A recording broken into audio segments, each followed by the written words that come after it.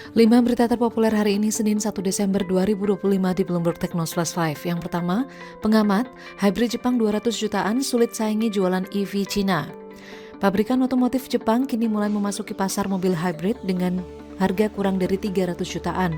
Pengamat otomotif ITB Yanes Martinus Pasaribu juga menyebut persaingan tiga arah ini antara HEV Jepang, HEV Cina, dan EV Cina menciptakan dilema eksistensial bagi Toyota dan Suzuki dan target menguasai 50% penjualan dinilai terlalu berat.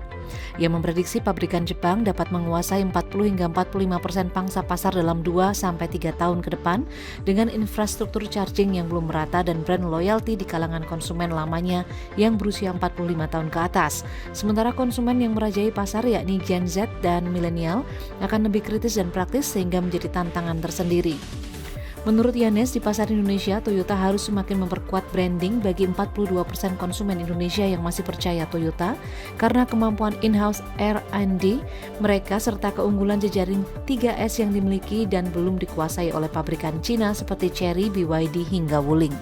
Kedua, isu limbah dan kapal ilegal tata kelola sentral nikel IMIP disoal. Basis nikel di Indonesia Morowali Industrial Park atau IMIP menuai sorotan setelah berbagai kasus terjadi. Direktur Hukum Selius, Zakiul Fikri menyatakan sejumlah faktor menjadi penyebabnya, yakni kompleksitas rantai pasok dan volume industri tak sebanding dengan kapasitas pengawasan negara. Faktor lain ialah ketergantungan ekonomi terhadap investasi membuat pelanggaran di kawasan tidak ditindak. Penemuan praktik tiling di kawasan hingga penangkapan kapal pengangkut nikel ilegal tanpa nahkoda dan hadirnya bandara di IMIP yang disebut Menteri Pertahanan Syafri Samsudin sebagai bandara yang beroperasi tanpa adanya otorita negara menjadi hal penting untuk segera diatasi.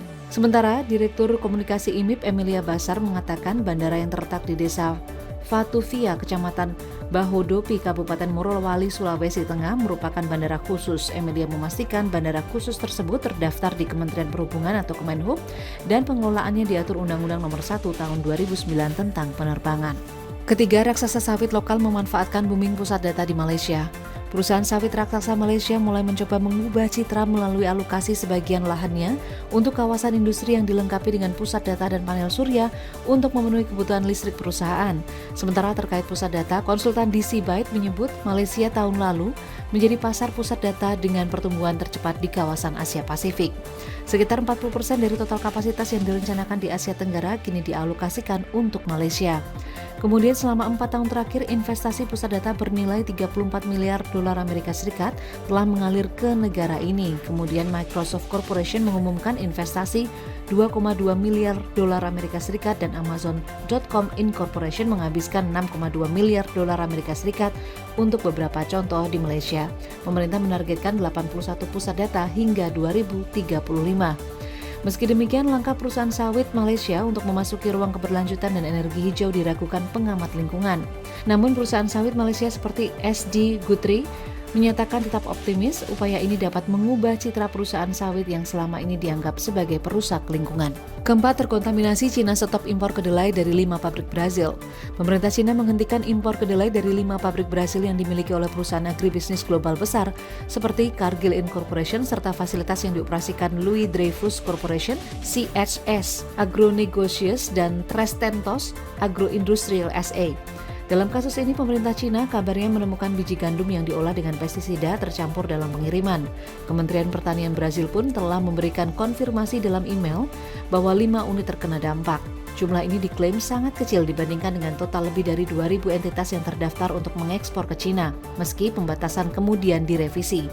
Cina telah mengimpor kedelai Brasil secara besar-besaran tahun ini karena khawatir tentang potensi kekurangan pasokan selama perang dagang dengan Amerika Serikat, pemasok terbesar keduanya. Kelima, 3 keahlian yang harus dikuasai agar tak tergusur AI. Di tengah gelombang AI yang menghegemoni pasar pekerjaan yang ada, Prastanti Padmanabhan, VP of Engineering for Talent Solution di LinkedIn, mengungkapkan di tengah gelombang otomatisasi nilai tawar profesional kini bergeser ke kemampuan non-teknis atau soft skill, seperti kemampuan berkolaborasi.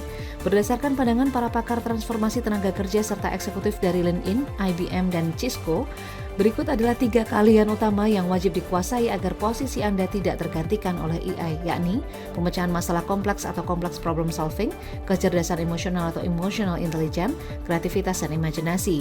Terry Horton, konsultan strategi AI dari FuturePath, menyarankan pekerja untuk berpikir kreatif tentang redesign peran mereka sendiri.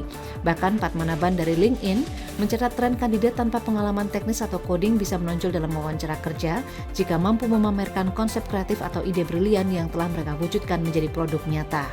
Itu dia 5 berita terpopuler pilihan Bloomberg Technos hari ini. Ikuti terus update selanjutnya di www.bloombergtechnos.com.